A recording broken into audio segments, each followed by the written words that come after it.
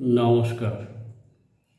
আজকের আলোচনা মানব ধর্ম পর্যায়ের সপ্তম পর্যায়। পরপর 6টি পর্ব এর আগে আলোচিত হয়েছে। আজকে তার সপ্তম পর্যায়। এই সপ্তম পর্যায়ে মানব ধর্মের যে লক্ষণ বা গুণ তা হল দম।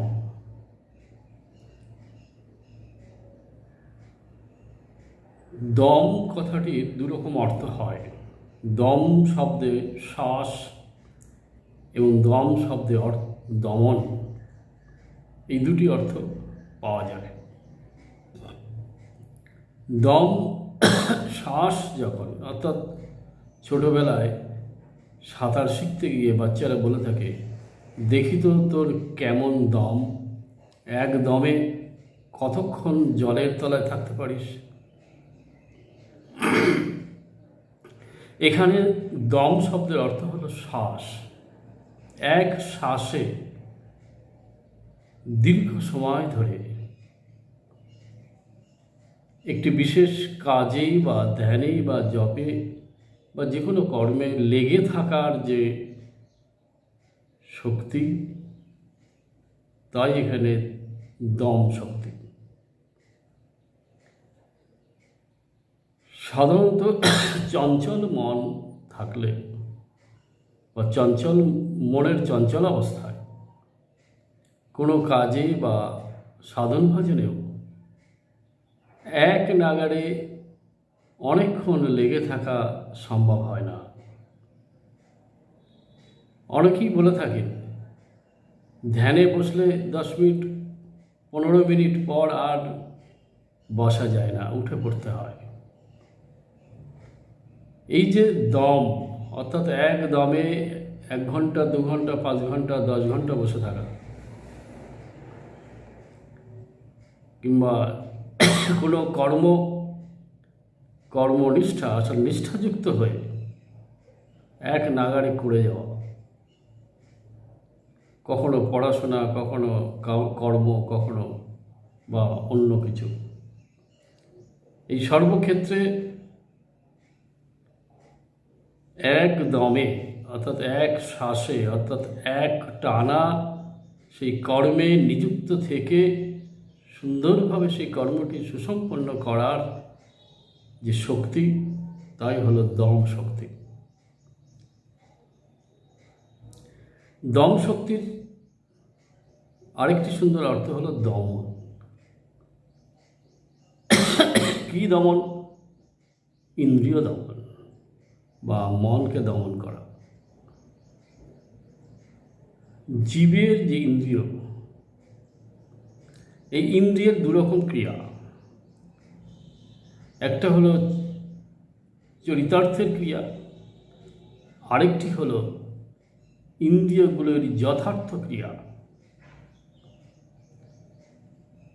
জীবের ইন্দ্রিয় প্রায়ই বা প্রতিনিয়তই বলতে গেলে বেশিরভাগ সময়টাই চরিতার্থে লিপ্ত থাকে।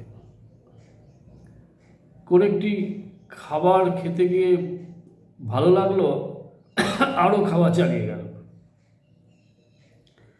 কোন একটি জিনিস দেখতে ভালো লাগলো, দেখার প্রয়োজনীয়তা মিটে গেলেও দেখতে লাগলো।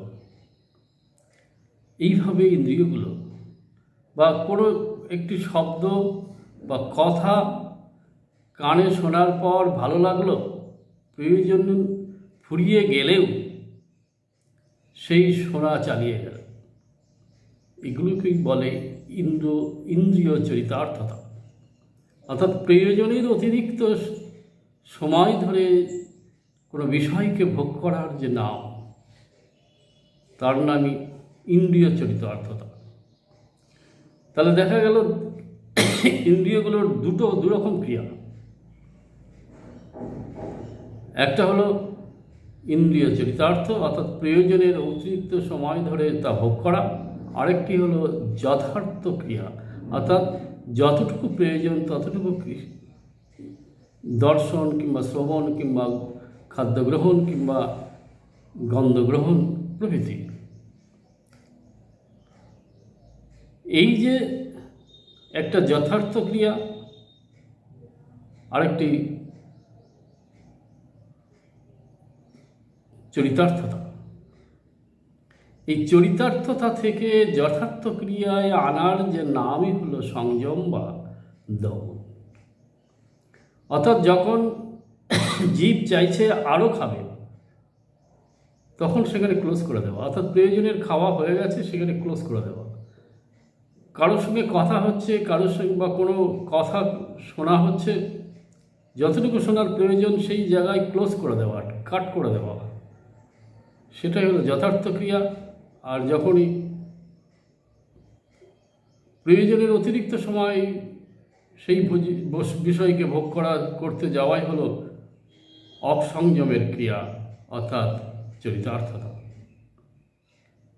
এই জন্য প্রতিনিয়ত আমাদের মনে রাখতে হবে এই যে দুটি ক্রিয়া, ইন্দ্রিয়গুলোর যথার্থ ক্রিয়া আর চরিতার্থতা। এই ইন্দ্রিয়গুলির যথার্থ ক্রিয়ার ফলকেই সুখ বলে। কোনো একটি জিনিস ভালো লাগলো, আরও খাওয়া হলো, অর্থাৎ সাময়িকভাবে জিহ্বা পরিতৃপ্তি লাভ করল, কিন্তু এর পরিণতি দুঃখ বা রোগ বা ভোগ। কেন? এটি ব্যতিক্রম। ব্যতিক্রমীর পরিণতি হলো রোগ, ভোগ, শোক। আর ইন্দ্রিয়গুলির যথার্থ ক্রিয়ার পরিণাম হলো শান্তি। কীরকম? যখন কোনো ইন্দ্রিয় চরিতার্থতা করে, চরিতার্থ করে কোনো বিষয়কে, সেই বিষয়ের যে প্রতিরূপ বা ভোগের যে প্রতিরূপ তা মাথার মধ্যে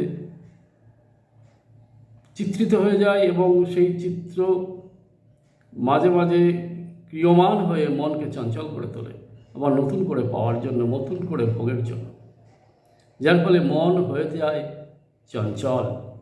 এই চঞ্চল মনই দুঃখ, এই চঞ্চল মনই অশান্তির কারণ। চঞ্চল মন চঞ্চল থাকলে কেউই ভালো থাকে না। প্রায়ই জীব বলে থাকে, কেউ না কেউ বলে থাকে যে মনটা খুব চঞ্চল। মন চঞ্চল হয়েছে তাতে কী লাভ, কী হয়েছে, কী অসুবিধা?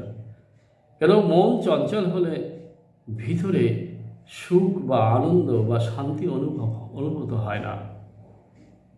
তাই ওই যে চঞ্চল অবস্থায় যে অসুখকর অনুভূতি তৈরি হয়, তা জীব তো সহ্য করতে পারে না।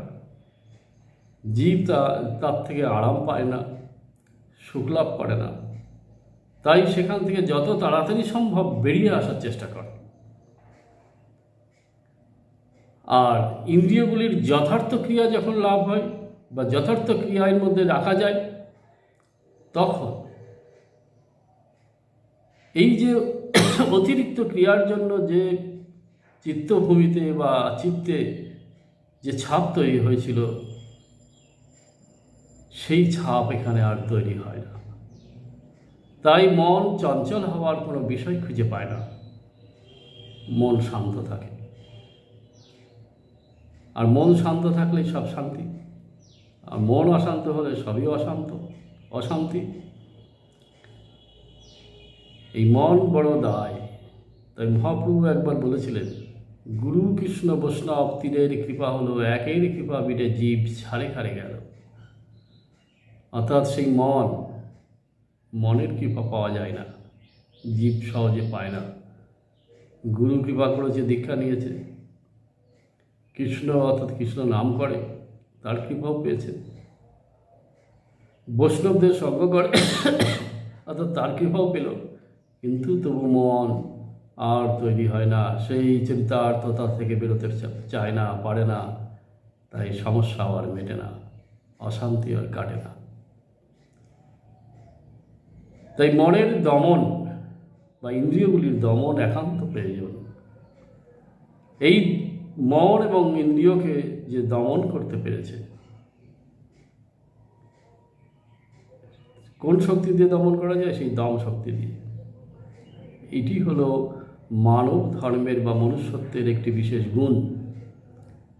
এই গুণের মাধ্যমে সে নিজেকে সংযত রাখতে পারে, নিজেকে শান্ত রাখতে পারে, তাই এটি মানুষের গুণ। অশান্ত অবস্থায় হচ্ছে অমনুষ্যত্বের গুণ, অমানবিকতার গুণ, অমানবের গুণ। আর শান্ত ভাব, শান্ত অবস্থায় হলো মানব ধর্ম বা মানবতার গুণ, মনুষ্যত্বের গুণ। তাহলে আমরা কি পেলাম? দম, মনুষ্যত্ব অর্থাৎ মানব ধর্মের সপ্তম গুণ। কোন অনুসারে? শ্রীমদ্ ভাগবত অনুসারে। এরপরে আমরা অবশেষে আমাদের উপসংহারে আমরা দেখব যে মানবতার বা মানব ধর্মের 20টা গুণ সেখানে খুব সুন্দর করে সাজানো আছে। আর শ্রীমদ্ ভাগবতে একটু অন্যরকমভাবে সাজানো। তাই আমরা পরপর এইরকমভাবে পেলাম: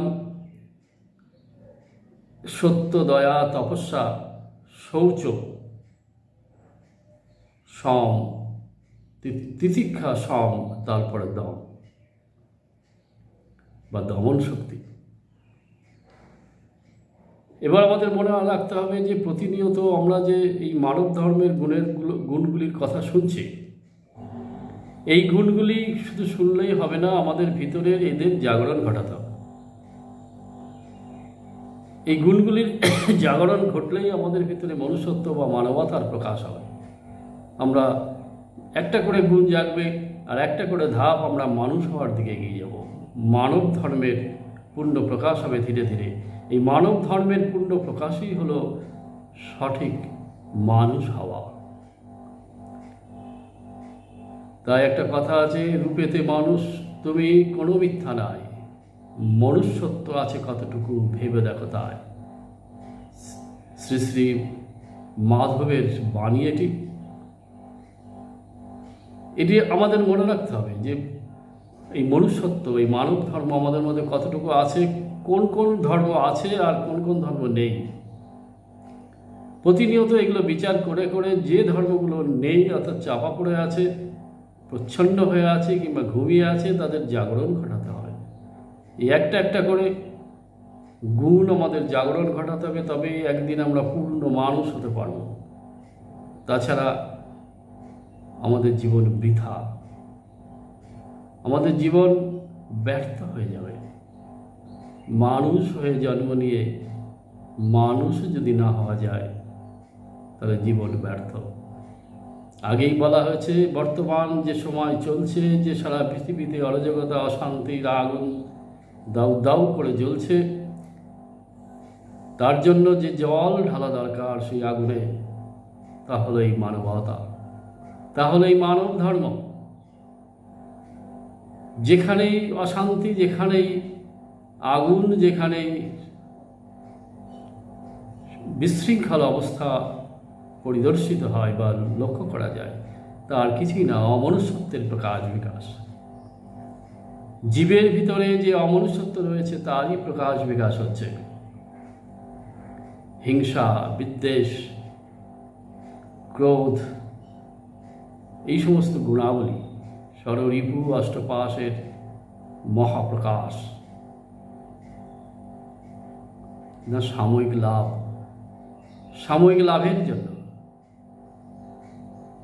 আমরা এই অশান্তি তৈরি করছি পৃথিবীতে, অন্যের উপর অত্যাচার করছি, অন্যের উপর হিংসা প্রকাশ করছি, হিংসার সঙ্গে দমন করছি, যার ফলে এই অবস্থায় যে হিংসা করে ক্রোধ প্রকাশ করে এবং বিভিন্ন রকম আসরিক গুণাবলীর প্রকাশ করে, তার মধ্যে কখনো আনন্দ থাকতে পারে না। আনন্দ তখনই থাকবে যখনই মানব ধর্মের প্রকাশ হবে। আয় ভাই আয়, একসাথে থাকি। আমরা সবাই অমৃতের সন্তান। বেদের যে অমোঘ বাণী, সেটা তখনই বোঝা যায় যখন এই মানব ধর্মের প্রকাশ হয়। অমনুষ্যত্বের মাধ্যমে কখনো আমাদের মধ্যে সংযোগ হবে না, অমনুষ্যত্বের মাধ্যমে আমাদের মধ্যে কখনো মিলন হবে না, অমনুষ্যত্বের মাধ্যমে পৃথিবীতে কখনো শান্তি আসতে পারে না, আসবে না, আসেনি। তাই আমাদের দরকার মানব ধর্ম, মানব ধর্ম, মানব ধর্ম, অর্থাৎ এই 30টি গুণাবলী, মানব ধর্মের যে 30টি গুণাবলী আমাদের আলোচনা হচ্ছে প্রতি সপ্তাহে একটি করে। এই যে মানব ধর্মের গুণাবলীগুলোকে আমাদের ভিতরে জাগরণ করাই হচ্ছে আমাদের উদ্দেশ্য বা আমাদের লক্ষ্য হওয়া উচিত। তবেই পৃথিবীতে শান্তি আসবে, স্বস্তি আসবে, নিরাপত্তা আসবে। ঠিক আছে, আজকের মতো আলোচনা এখানে শেষ হলো। নমস্কার, সকলে ক্রমে থেকো, সকলে মানব ধর্ম, চলো সবাই আমরা মানব ধর্ম প্রকাশের চেষ্টা করি, পৃথিবীতে শান্তি আসুক।